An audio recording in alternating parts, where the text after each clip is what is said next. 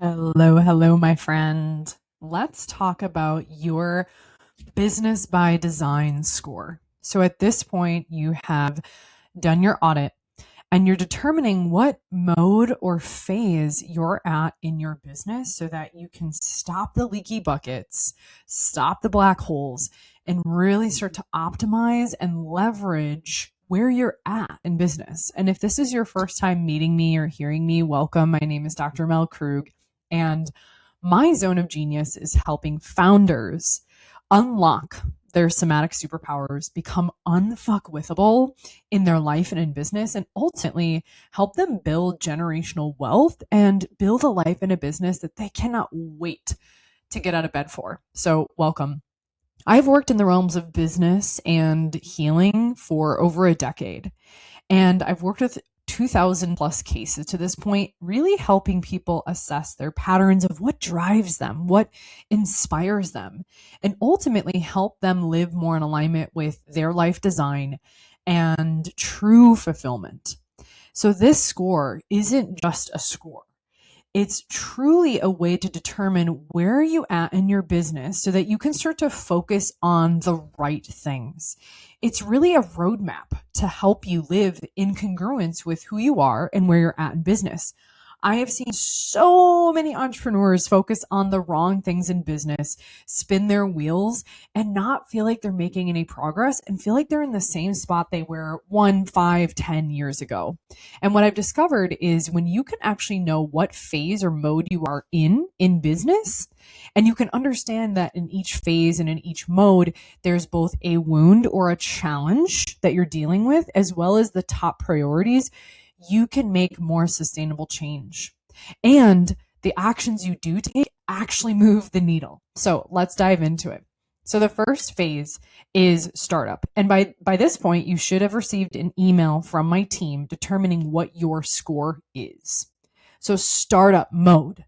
Startup mode, you're getting a score of anywhere between 0 and 35.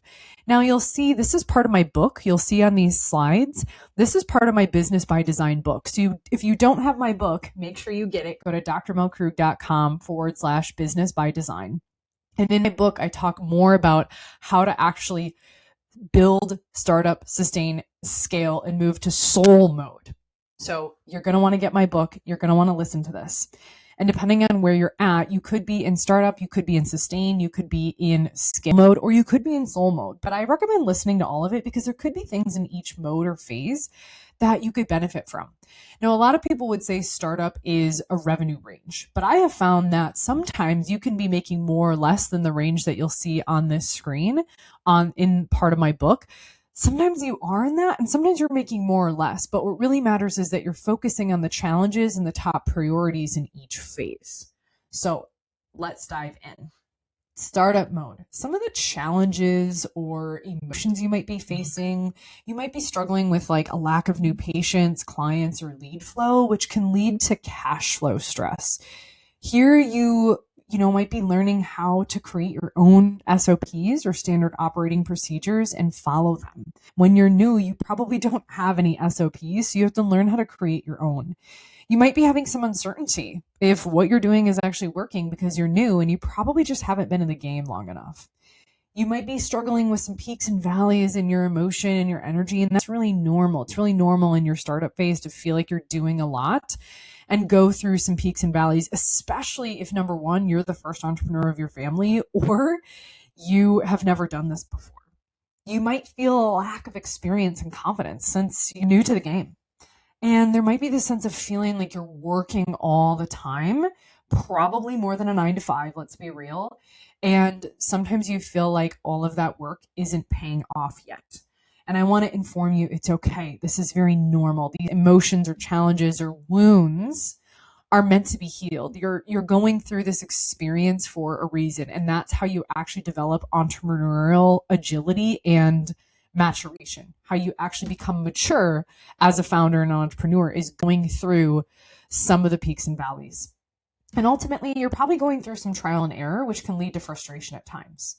So let's talk about what to focus on in this state, the gift. What is going to be your highest lever to move and pull to get the most amount of outcome for the least amount of effort?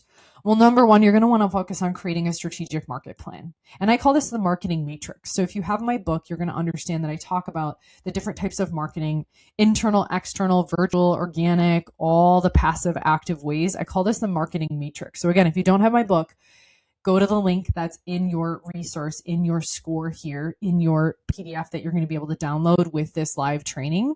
And you'll be able to get my book and actually start to cultivate your marketing matrix. And you're going to want to follow that on a day by day, week by week basis, and actually follow something that you can implement and execute. Now, here's the thing with marketing is that when you're brand new to the game, sometimes it feels like you're throwing spaghetti against the wall. And that's very normal because you don't know what works, right? And I like to give things 90 days to data, meaning do something for 90 days, collect the data, see what works and what doesn't. So many people, when they're new in entrepreneurship, they don't give things enough time to actually collect data to see what's truly working, and they give up too soon. So you got to stick with something. I like to stick with something for 1 quarter, see how it works, and optimize and execute on the next one thing to shift. Okay. So you're going to want to create your marketing matrix. In startup, you must master sales and focus on sales activity. So we can't control necessarily sales, but what we can control is sales activity. And if you have any of my paid programs, especially Money Metamorphosis, I talk about specific sales activity that actually moves the needle, that generates revenue in your business. Here, you're going to want to ask for referrals from your current clients or your colleagues, and not be afraid to let people know what you're doing. My launch blueprint, which is a free signature offer on my website, is the exact strategy to go from 0 to 10K plus months that help you actually move from startup to sustainability. And the exact thing, if everything were taken from me, literally, if everything were taken away, my businesses, money, assets, clients, you name it, the launch blueprint strategy that's on my website, which is a free offer that you can get. It's a free training of the exact frameworks I use to talk to people. This is the exact framework I would do if everything were taken from me. And it's how to start those conversations with people around you in your contacts in your phone when you're starting from nothing. So make sure you grab that as well. You're going to want to work consistently with people in your area so that people actually know you exist, right? This is a numbers game. This is a timing game. And one of the things that I did when I first started my business was I went around to all the different businesses around me. And instead of me trying to promote myself or push myself, I just said, hey, I'm a new business owner in the area. I'm a chiropractor. I'm just getting to know my neighbors. And I just wanted to say hi and introduce myself and let you know if there's anything I can do to help you in your business. I'd love to get to know you more. I didn't push my services on them. I didn't push any agenda on them. I just simply got to know them. And the longer you're in business, you realize it's one big relationship game. And not even a game, but business is a relationship. And you don't want to jump into the marriage too quickly, right? You want to be able to date someone, get to know them, especially when it comes to other business owners who may be small business owners in your area. So be the most popular person in town, like become the celebrity of your town. You also want to create time in your calendar for admin days, meaning so many people get stuck working in the business and they never have time to work on the business. So that is crucial even in the startup mode and the startup phase. You have to create your money matrix, which I have a live training that I do on this, teaching you how to build your own money matrix, which is going to help you not only expand your cash flow, but get organized with the money that you start generating. Because if you want to generate more revenue, you have to organize what you already have. It also helps you pay off debt and have an expense payoff strategy or keep track of your expenses, your savings, and your investments. So get super organized with your cash flow from the beginning because you don't want to clean that up down the road. And if you're curious how to build your own money matrix, send me a DM on Instagram, dr.melkrug, MELKRUG, dr.MELKRUG. If you're curious about how to build your own money matrix, I have a live training on that as well that are part of my programs that is really, really valuable to understand and set this up from the beginning. Okay. From the beginning, y'all. And if you're like in, I call it restartup phase, meaning you maybe have been in business for a while, but you're kind of restarting things, you're revamping things, you're reorganizing things. The money matrix is still really, really powerful to get organized with and to understand. You're also going to want to set aside time. My friends, time is on your side. You probably have more time than clients right now at this point to audit your expenses every single month, whether you're doing it or your accountant is doing it, or you ask for profit and loss statements from your accountant so that you don't become a victim to lifestyle creep, which is basically spending more than you're making. It's very easy to start making more money And ultimately, you get addicted to that and you get a little bit excited and you start spending more money and you increase your lifestyle. And one of the number one things, y'all, that I've done, and I have a lot of humility. I lived with my mom for the first year of being a doctor. Okay. I lived with my mom. Wasn't necessarily what I wanted to do, but I was unwilling to go live somewhere else until I paid off a business loan that I got. I paid it off in a year. It was a 5-year term. I paid it off in a year. And as soon as I paid that off, I then moved into a smaller home with my husband, 700 square feet, 700 to 800 square feet. And him and I lived super below our means because we knew that if we were to do that in that phase, we would be where we're at today, where we almost tripled our square footage of the house we're living in now. And we're super, super grateful for this home. But we lived super below our means for 6 years because I was paying off debt. I was investing in assets. I was reinvesting in the business. And I chose to do that. You know, I didn't have a super fancy car back then. Like I said, my house was super small. And I think that's really important to humble yourself. Not that you can't like buy the nice things. I'm a Taurus, so I'm like all about that. But at the same time, you got to consider, is lifestyle creep destroying what you're actually building? Because if you have a business that's not cash flowing, or you're not able to pay yourself, or you're not able to reinvest your profits, you don't have a business. You are basically an employee of a really expensive hobby. I'm just going to say it how it is. Okay. Your business is meant to serve people, and in that service, generate cash flow as an outcome. But you don't have a business if you're not profitable. You have a really expensive hobby. So I'm just going to tell you how it is because I am a straight shooter. I am all about real, raw, bold truth. So I'm going to tell you the things that I messed up on and how to really leverage these points in this phase. Okay. And then last but not least, ask for testimonials.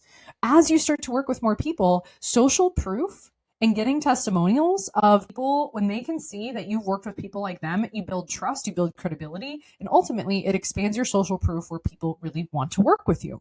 So don't be afraid to ask for the testimonial and say, hey Jane, I know that you've been coming to our business for a while and you've seen amazing results. Can I ask you a favor? And permission is huge in any of this, right? Would you be willing to write us a 5-star Google review? Or would you be willing to do a video testimonial? Or would you be willing to write a Facebook review? I would super appreciate that because honestly, our business grows on referrals, and your story and your transformation really, really matters. We would be so grateful. And honestly, if you ask it just like that, people are more than happy to help you. You know, people want small businesses to succeed because when small businesses or brick and mortar businesses in a community are thriving, it means that the community in the neighborhood is thriving. So don't be afraid to ask. All right, my friends, this is your startup phase. Make sure that you're focusing on the emotions and the challenges. Be aware of that as well as what to focus on in this phase so you can move from startup to sustain, which is your next training. So I'll see you in the next video.